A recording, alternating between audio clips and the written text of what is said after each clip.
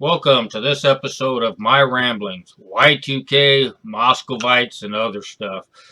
Um, One of my ramblings, I talked about how 5 years after um, what I came to realize, this guy, you know, I said I'm Russian, I'll be there in a minute. And he came down, I went downstairs and he said, "Oh, you're Russian."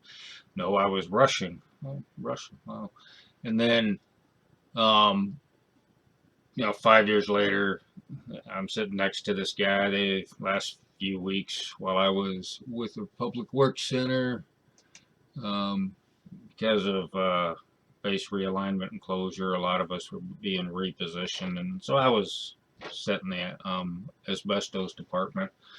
And the guy next to me was looking at mine. Now, to be fair, the guy was actually ethnic Russian. At least part of his heritage was Russian, but he was American.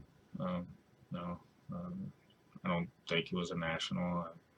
You said he was only part Russian, so that would imply that he was a citizen of the United States. But he could trace part of his family tree back to Russia. So anyway, and so we were working on Y2K, and so the people running this Y2K effort, they had a bunch of IT people that were investigating stuff, and they assigned some of us civilians to go around and inventory all kinds of mechanical and electrical equipment, so that the equipment could be checked out and run through manufacturers' websites or whatever, as I would soon learn out, to determine if they were susceptible to the Y2K transition. It's where a lot of programs were going to go defunct and stuff because as they transition from the last millennia to this one, December 31st, 1999 to January 1st, 2000, a lot of programs, because of memory restrictions um, in early computer days, had abbreviated versions of years. They would use 2 digits for a year instead of four.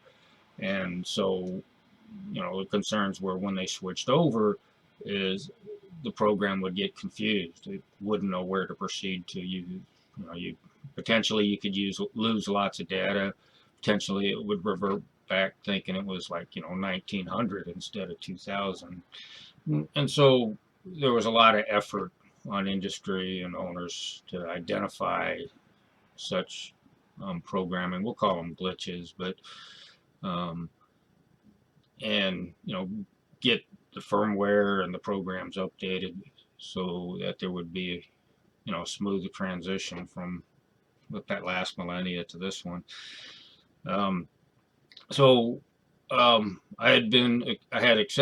was offered and accepted the job um, doing utilities engineering out at the Bureau of Indian Affairs, which reports to the area office, which falls under the Department of Interior.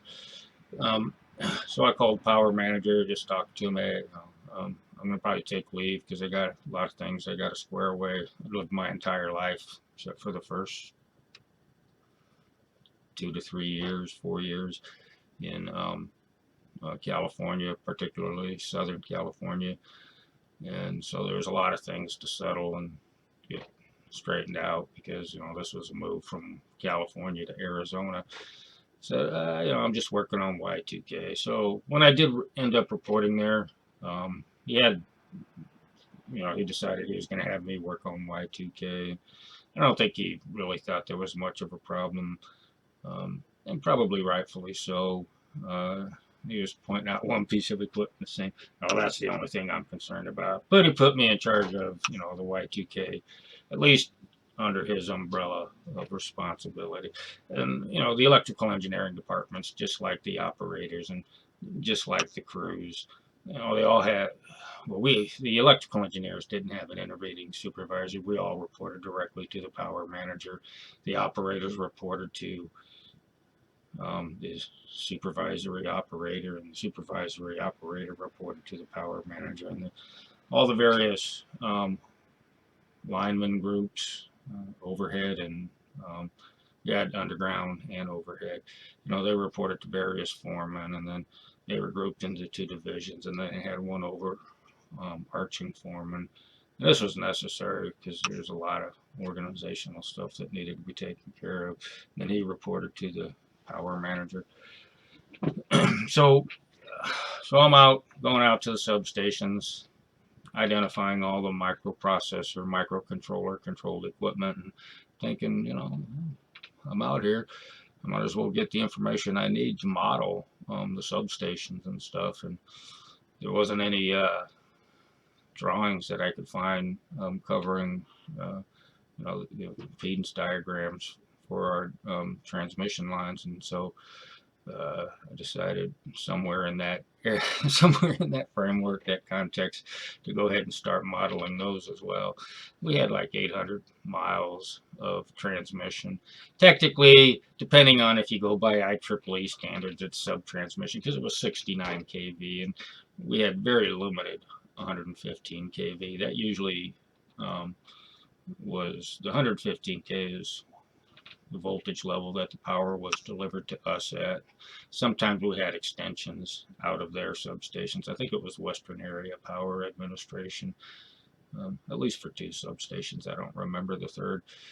And so voltage, the power would be transformed to 69 kV from the 115, and then we would distribute 69 kV over 800 miles, and we'd have substations that would take the 69 kV, transform it to 12 kV, and then we could distribute it around towns and out to various areas and stuff to supply consumers. And of course, the 12 kV gets converted to 120 for residential, 240 for residential, 208 or 240 for businesses, and larger loads. Obviously, we supplied a lot of motors at 480 volts.